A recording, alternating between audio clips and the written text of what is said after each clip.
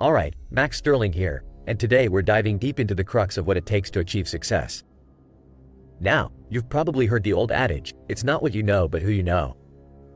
Trust me, the equation is far more complex, and today, I'm going to unravel those intricacies for you. Strap in as we journey through a roadmap that may very well transform your conception of success and how to grasp it with both hands. Let's start with confronting the elephant in the room: IQ. A formidable factor, surely, one that's steeped in controversy and debate on its malleability. From the depths of dense literature reviews, the conclusion echoes consistently: boosting one's IQ is a Herculean task that remains unsolved. If your genius isn't naturally boundless, can you do anything? Well, yes and no. Rest assured, brain training games have their allure. They entice with promises of sharper intellect and faster thinking. And indeed, they do sharpen your prowess at the game in question, perhaps even bleed into similar games. However, when it comes to the overarching realm of cognitive agility, the improvements are disappointingly non-existent. It seems the boundaries of our biological wiring are stubborn. But let's not dwell on what isn't changeable. What about maintaining the IQ we're blessed with? Here's a nugget of gold for you. Physical health is your defense against cognitive decline. The collaboration between mind and body is intimate. A well-oxygenated, clean machine is what your brain craves for its sustenance, and physical exercise delivers just that. Both aerobic and anaerobic workouts are the superheroes in this narrative, staving off the intellectual erosion that time is infamous for. Moving on, conscientiousness looms large on the success horizon. Within its domain are two pivotal aspects: orderliness and industriousness. While both are valuable, industriousness stands as the stronger predictor of lifetime success. Now, we face the perennial question: how do we stoke the fires of our industriousness? The answer is deeply entrenched in genetics, yet it sways under the persistent winds of habit formation. To cultivate conscientiousness, it's paramount to etch out your objectives, goals that resonate deeply with your inner tapestry of values. Envision your life 3 to 5 years down the line. Stirring those dormant embers of motivation requires introspection. Your personality is a treasure trove of motivation. Are you extroverted? Crave companionship? Aggressively ambitious? Competition is your arena. Creative? Chase creative endeavors. Security might anchor the anxious, painting a landscape of potential propulsion tailored uniquely for you. Now, let's dissect your life into pivotal segments: friendships, intimate relationships, family, career, hobbies, health, possibly even your approach to substances. Life's fabric is rich with these elements, and the absence of them can leave you in desolation. Setting up goals in each of these domains constructs a scaffold for your vision of an ideal life.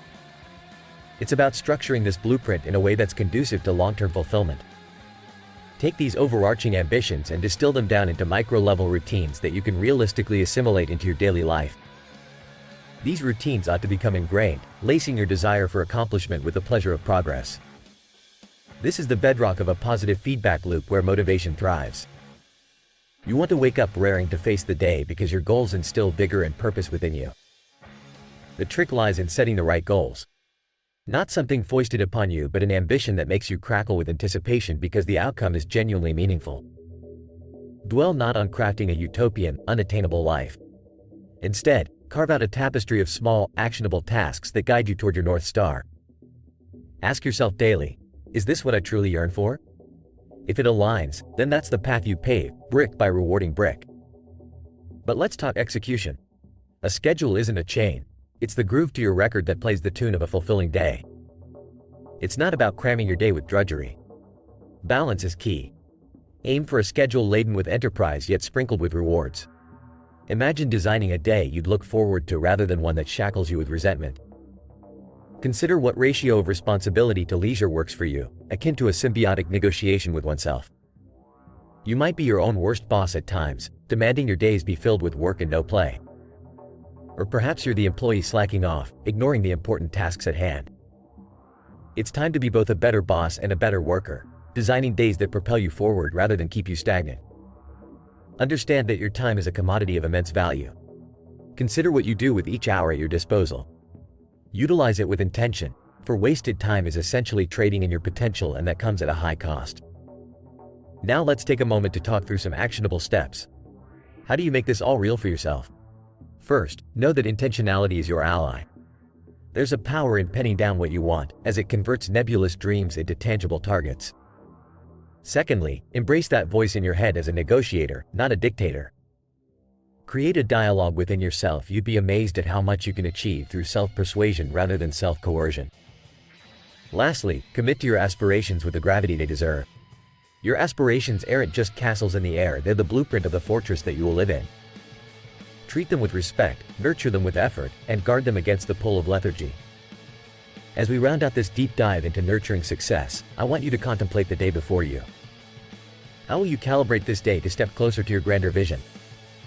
And there you have it, gentlemen, a blueprint to elevate not just your productivity but your entire way of being. This was no mere exercise in hypothetical thought. It's a call to action, a catalyst for transformation. If now, as we reach the end, you're feeling that unmistakable spark of possibility, I ask you this. What's the first step you'll take today towards that goal whose realization will make every effort worthwhile?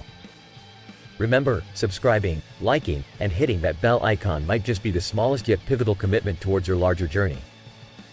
Do that, and we journey together towards that summit of success. To those who found value in this discourse, consider this. My insights are your tips towards a better life.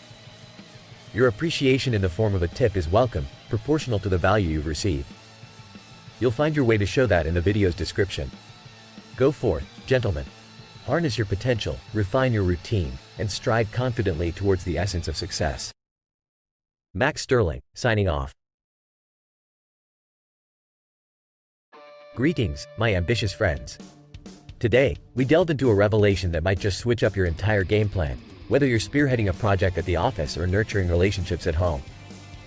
Ever wondered if the secret to roaring success is wrapped up in one simple act: giving? Well, brace yourselves because this is going to be an eye-opener. We're dissecting a concept that could possibly be your ticket to stellar success or, ironically, your fast pass to burnout. In the bustling ecosystem of our professional and personal lives, we all wear many hats.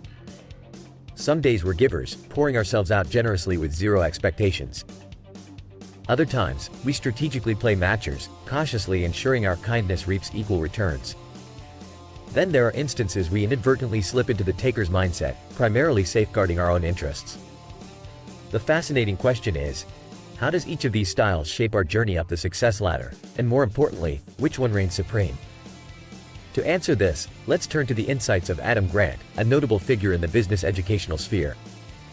He's undertaken the Herculean task of sifting through volumes of scientific research, all to uncover the triumphant trio of givers, matchers, and takers. What unfolded was rather intriguing. In a study stretching from the sunny skies of California to the historic streets of Belgium, the ones consistently dominating the success charts were givers. Yes, those selfless souls who give without expecting a ticker-tape parade in their honor. We're talking about engineers who outperformed their peers, medical students whose grades soared, and salespeople who outsold their targets. But like any good plot twist, Grant discovered that there's a flip side. Not all givers were basking in the glory of success. Some slumped at the bottom rung, exhausted and overrun. So what's the game-changing difference between a giver who soars and one who sinks? Successful givers, it turns out, don't just throw their resources into the wind. They deliberate on three critical questions: why, when, and for whom they give. Consider this. Why do you choose to lend your knowledge, your time, or your support? If it's driven by genuine enthusiasm and purpose, brilliant, you'll flourish and thrive. Otherwise, you're just pledging your energy to a bottomless pit labeled obligation, which, let's be honest, is as draining as it sounds. Time is our most relentless adversary, and when to give is as pivotal as why. Adam Grant unearths tales of engineers grappling with impossible deadlines. Their secret to hitting that seemingly unattainable target? Carving out sacred, no-giving time. It's during these hours they could spearhead their essential tasks without the constant tug of others' needs. Mimic this tactic. Dedicate time to help others, but safeguard those golden hours for your big-ticket items. And let's not be fooled. Not all helping hands lead to upliftment. Sometimes, we encounter the chameleon-like takers, who blend seamlessly, masquerading as givers or matchers only to preserve their own goals. Be wary, be observant. Pay attention to how individuals articulate team success, scrutinize those social media profiles a touch too polished, and most tellingly, observe the disparity in their interactions with people across the hierarchical spectrum. Spotting a taker is an art, and it's a vital skill to master for our well-being and the greater good. Generosity, it appears, is not just a noble virtue but a robust strategy for towering achievements. However, it's not without its pitfalls. You must create a balance, ensuring you don't tip over into the realms of self-sacrifice or become prey to opportunists. The salient, thought-provoking lessons embedded in Grant's book extend far beyond what we've just scratched here, and I urge you to dive in for a deeper understanding. So here's the challenge for you, my friends, because I know you don't back down from one. How will you integrate this enlightening perspective on giving into your life? What changes will you implement to ascend further up your own success ladder? It is a subtle art, a precise science, and a way of life all rolled into one. If you've stuck with me thus far, I'd venture to say you've enjoyed the insights shared, and I sincerely invite you to join our community of forward thinkers. Subscribe, hit the like button, ring that notification bell, and carve your path to greatness with us. Before we part, and as any astute giver would, I encourage you to consider leaving a tip proportionate to the value this has brought to your life. The link awaits in the description. Strive bold, give wisely, and climb high, my friends. Until our next sojourn into the depths of insight and actionable wisdom, keep pushing boundaries and go on to enjoy a blazingly productive week.